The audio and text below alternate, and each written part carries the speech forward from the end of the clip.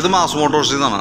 നമ്മുടെ Honda Activa 60 അതിൻ്റെ back side നമുക്ക് ജനറൽ സർവീസൊക്കെ ഉണ്ടായിരുന്നു. അവരുടെ ബാക്ക് വീലിൻ്റെ ഭാഗത്ത് ഗിയർ ബോക്സിൻ്റെ സൈഡിൽ നിന്ന് ലീക്ക് ഉണ്ടായിരുന്നു.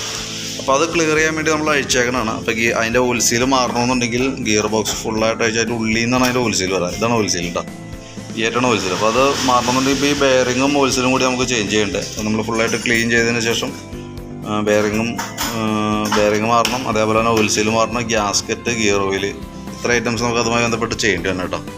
വർക്ക് കംപ്ലീറ്റ് ആവണുള്ളൂ. അപ്പോൾ അതിൻ്റെ ഡീറ്റെയിൽസ് ജസ്റ്റ് ഒന്ന് അപ്ഡേറ്റ് ചെയ്തെന്നുള്ളൂ.